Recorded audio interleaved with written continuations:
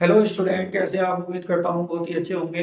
आज हम मैथ की बेसिक क्लास में जो पढ़ने वाले हैं, आज हम पढ़ेंगे समांतर रेखाएं क्या होती हैं और समांतर रेखाओं पर कैसे कोण बनते हैं, कितने प्रकार के होते हैं, प्रतिच्छेद रेखा और संगत रेखा, इन सभी के बारे में हम जानने वाले हैं। बहुत ही अच्छा बेसिक है। तो वीडियो को शुरू करने से पहले जो बच्चे इस चैनल पर नए हैं, चैनल को सब्सक्राइब कर लें, बेल आइकन को प्रेस कर लें ताकि हमारी वीडियो का नोटिफिकेशन आप तक पहुंचता रहे।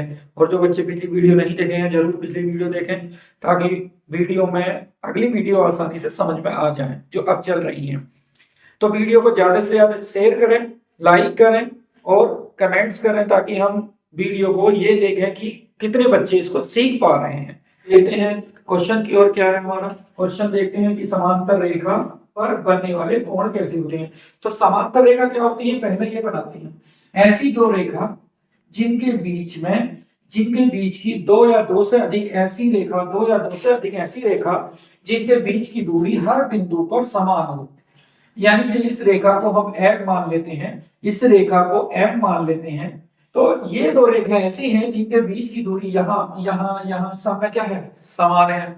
तो ऐसी रेखा को हम समांतर कहते हैं, चाहे वो कितनी ही क्यों ना हो। अब ये जो जिसमें लिखा है कि समांतर रेखा तो हमने समझ ली, लेकिन समांतर रेखा पर बनने वाले कोण कैसे होते हैं वो हम सिखाने वाले हैं। तो ये क्या है, समांतर रेखा पर चार टाइप के कोण बनते हैं, चार टाइप के। तो उन्हें दिखाने वाले हैं किस तरीके से वो काम करेंगे। तो हम एक लाइन खींच लेते हैं समांतर रेखा को जो कट करते हुई लाइन हो, और इस लाइन का नाम रख देते हैं एन। एक लाइन है जो समांतर रेखाओं को दो बिंदुओं पर काट दे रही है। एक तो यहाँ काट रही है और एक यहाँ पर काट रही है। अब इस पर कोण बनने वाले सबसे शुरू करते हैं। पहला कोण क्या है हमारा, संगत कोण।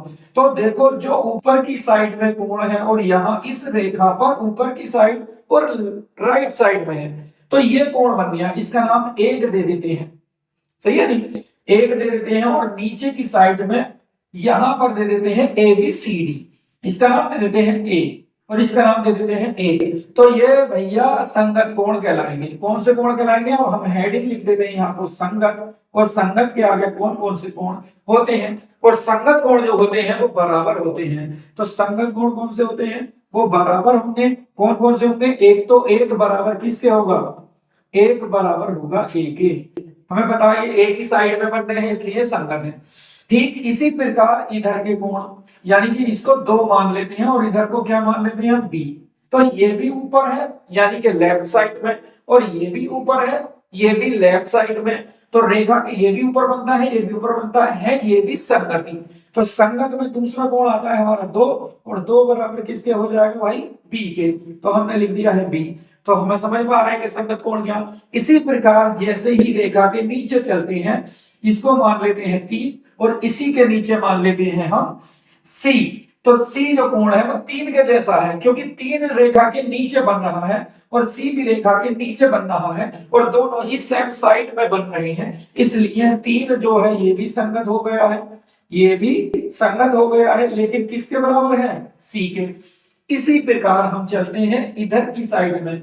इधर की साइड में आ जाते हैं, चार नंबर लिखते हैं, और इधर की साइड में हम कोई दूसरा नंबर लिख देते हैं, ए बी सी डी, यहाँ पर लिख देते हैं डी। तो चार किसके संगत हो गया, अब खुद ही समझ में आ गया होगा कि चार यहाँ भाई, चार जो है वो डी के संगत है। इस प्रकार हमने संगत कोण को अच्छे से जान लिया है, जो कि हमारे सरल रेखाओं पर, यानी कि दो समांतर सरल रेखाओं के बीच में बनते हैं, जो कि हमारा पहला टॉपिक इसका क्लियर हो चुका है। अब हम चलते हैं एकांतर कोण। यहाँ पर एकांतर कोण के बारे में भी बताने वाले हैं। इस पर काफी कंपटीशन में सवाल आते हैं, काफी कंपटीशन में सवाल देखने को मिलते हैं, और अब इसी लेवल का एग्जाम ज्यादा आ रहा है, क्योंकि ये मुश्किल सवाल होते हैं।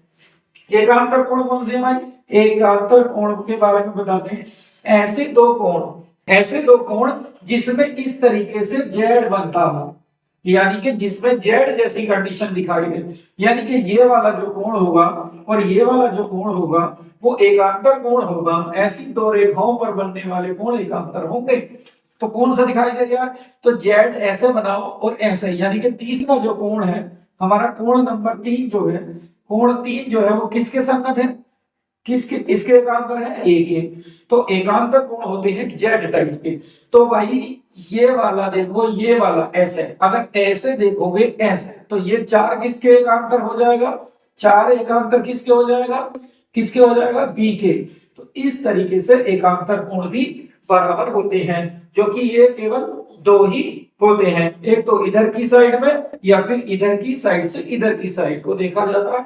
अब हम चलते हैं तीसरा कोण, ये बोला है शीर्ष भिमुख कोण कौन से होते हैं। तो शीर्ष भिमुख किसे कहते हैं, ऐसे दो कोण जो आमने सामने हो, यानी कि ऐसे दो कोण मैं यहाँ पे बना के दिखा देता हूं, यानी कि यहाँ पर लिख देता हूं कौन सा कोण है, तीसरा कोण हमारा शीर्ष भिमुख कोण भी इसे बोला जाता है, भिमुख, भिमुख कोण, शीर्षाभिमुख कोण। ऐसे कोण कौन से होंगे भाई, तो यहाँ पर जो अपोजिट होंगे एक दूसरे के सामने, जैसे कि एक के सामने कौन है, जैसे कि एक के सामने कौन है, एक के अपोजिट में कौन है, तीन, तो ये शीर्षाभिमुख कोण है।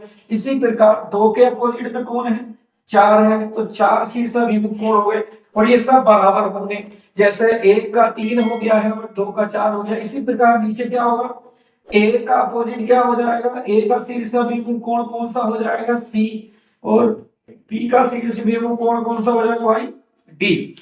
ये कोण हमारे कौन से हो चुके हैं, ये पहला टॉपिक है, ये दूसरा, इसको पहला टॉपिक है, और ये हमारा दूसरा टॉपिक है, और ये हमारा तीसरा टॉपिक है, जो कि ये बताता है शीर्षाभिमुख कोण। अब चलते हैं चौथे पॉइंट की ओर, जो कि ये कहता है कि आंतरिक कोण कौन से होते हैं। बहुत ही अच्छा क्वेश्चन है हमारा, आंतरिक कोण कौन से होते हैं, चौथा टॉपिक है।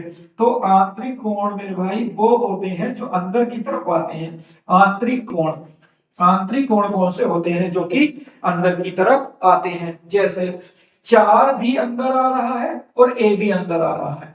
इसी प्रकार इधर की साइड में अगर हम देखें लेफ्ट में, तो तीन भी अंदर है रेखा के और बी भी अंदर है रेखा के, तो ये आंतरिक कोण कहलाते हैं, और इनका जोड़ 180 होता है। यानी कि अगर हम आंतरिक कोण कौन से हैं, एक तो है चार, यानी कि मैं लिख देता हूं एक चार, चार राइट साइड में, यानी कि राइट हैंड साइड में आंतरिक कोण कौन कौन से हैं, यानी कि एक तो है चार और कोमा ए और चार आंतरिक कोण है, और इनका जोड़ जो होगा 180 होगा। यानी कि अगर हम चार को प्लस ए को जोड़ेंगे तो 180 के बराबर होगा। ये बहुत ही ज्यादा मदद करते हैं एग्जाम निकालने में। अब आ जाते हैं हम लेफ्ट हैंड साइड की तरफ। लेफ्ट हैंड साइड में आंतरिक कोण कौन से हैं, जो कि लेफ्ट हैंड साइड ये है हमारी, दिख रही है, मैं आपको बोर्ड पर दिखा रहा हूँ। तो ये तीन और बी जो है ये हमारे लेफ्ट वाले आंतरिक कोण है, तो हम इसमें डायरेक्ट लिख देंगे, कोई दिक्कत नहीं है। लेफ्ट में क्या आता है, तीन आता है, तो तीन लिखेंगे भाई, और यहाँ पर बी आता है और बी लिखेंगे, और बराबर क्या हो जाएगा 180। ये टॉपिक जो है हमारा पहले वाले के चारों टॉपिक बहुत अच्छे से मैंने क्लियर कर दिए हैं। अब चलते हैं हम इससे अगले टॉपिक की ओर, जिसमें दो टॉपिक और बचे हैं अभी, यानी कि 5 और 6, जो कि रेखाओं से संबंधित है, और दो रेखाएं हैं अलग अलग तरीके की, जिनको क्लियर करने वाले हैं। इसको ज्यादा से ज्यादा शेयर करते चलें, लाइक भी करते चलें, ताकि वीडियो दूर तक पहुंचे, औरों तक भी पहुंच जाए। ये 5वां टॉपिक हमारा और ये 6वां है, तो इस टॉपिक को पूरा करते हैं। प्रतिच्छेद रेखा क्या होती है, क्या है या क्या होती है, इसके कितने बिंदु होते हैं, यानी कि प्रतिच्छेद रेखाओं पर कितने बिंदु होते हैं प्रतिच्छेद रेखा पे। तो भाई ऐसी दो रेखा, ऐसी दो रेखा, एक रेखा ये ले लेते हैं हम और एक रेखा ये ले लेते हैं हम, तो ऐसी दो रेखा, एक का नाम हमने एल रख दिया है और एक का नाम एम रख दिया है, जो बिंदु ओ पर काटती हैं, तो ओ पर काटती हैं, ऐसी रेखा को हम प्रतिच्छेद रेखा कहते हैं, जो एक बिंदु पर काटती है। अब उसने बोला है क्वेश्चन में कि इसके कितने बिंदु होते हैं, तो प्रतिच्छेद रेखा पर एक बिंदु होता है, एक बिंदु होता है, एक ही बिंदु होता है प्रतिच्छेद रेखा पर, जो कि उनका कट पॉइंट है। बस ऐसी रेखाओं को प्रतिच्छेद रेखा कहते हैं, और ये केवल एक ही हद रखती हैं, जो कि इसे हाई स्कूल में दिखाया गया है कि ये प्रतिच्छेद रेखा है और ये एक ही बिंदु रखती है, इसीलिए वहां पर लिखा गया है ये संगत रेखा है। संगत का मतलब है वो आपस से कनेक्ट है कहीं ना कहीं, और संगत भी है, और क्या रखती है, ये एक हल रखती है, और एक हल को कहते हैं अद्वितीय हल रखती है, मतलब कोई दूसरा नहीं रखती है। ये बात मैंने क्लियर कर दी है। अब मैं चल रहा हूं दूसरा टॉपिक इसका क्या है, संगत रेखा क्या है, संगत, संगत नहीं कहेंगे इसमें, इसकी जगह संगत की जगह संपाती होना चाहिए था। संपाती रेखा, संपाती रेखा होना चाहिए। संपाती रेखा क्या है और इसके कितने बिंदु होते हैं या इनके कितने बिंदु होते हैं, क्वेश्चन ये है। तो हम चलते हैं, ये हमारा 5वां टॉपिक था जो क्लियर हो चुका है, और हमारा 6ठा टॉपिक है बहुत ही बेहतरीन और लास्ट है, देख लेते हैं क्या है। रेखा के कितने बिंदु, संपाती रेखा ऐसी रेखा होती है जिनकी जो एक के ऊपर एक रेखा हो, छोटी बड़ी हो या बराबर हो, ये संपाती रेखा है। एक तो छोटी है, इनका स्टार्टिंग पॉइंट एक ही है दोनों का, लेकिन ये जो है छोटी बड़ी है। तो इन पर कितने बिंदु हो सकते हैं, तो भाई इन पर अनंत बिंदु हो सकते हैं। कितने बिंदु हो सकते हैं, इन पर अनंत बिंदु होते हैं।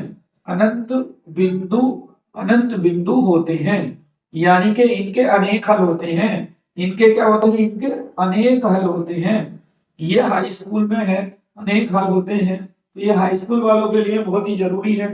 जो अनेक हल रखती हैं, एक से ज्यादा हल रखती हैं, उन्हें ही कहते हैं। और ये संगत भी हैं, ये भी संगत है। क्यों, क्योंकि एक संगत है। क्यों है संगत भाई, ये कहीं ना कहीं आपस में जुड़ रही है या कनेक्ट हो रही है, मतलब आपस में साथ है कहीं। इसी प्रकार ये तो खुद ही दिख रही है, एक जगह साथ हैं, तो इन्हें हम अनेक हल भी रखते हैं और इन्हें संगत भी बोल सकते हैं, संगत रेखा भी बोल सकते हैं।